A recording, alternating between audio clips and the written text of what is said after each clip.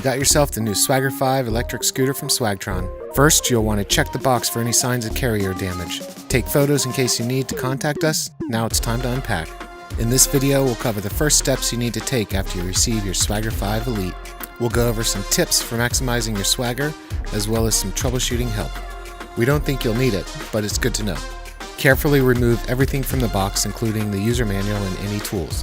If you see anything missing inside the box, contact us at swagtron.com using our live chat, and we will enter you into our expedited replacement program.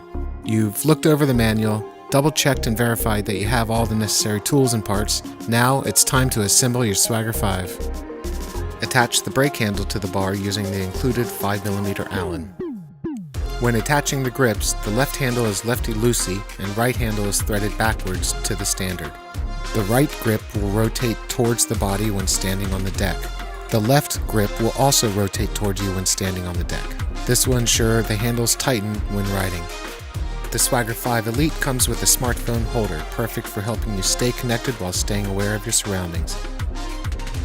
If your model comes with a smartphone holder, installation is easy. Here's how.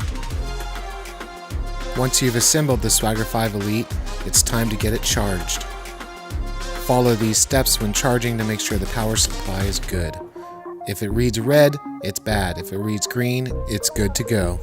Once you have that, connect it to the scooter. Your power supply indicator should go red. Expect 3.5 hours for fully charged. It's powerful, durable, premium, packed with features. It's everything you expect from a flagship e-scooter. When shipped, the air in the front tire will come deflated. You'll want to inflate it to at least 28 psi. If the tire is too flat, it'll have too much drag and you won't be able to reach top speeds, but don't inflate more than 40 psi.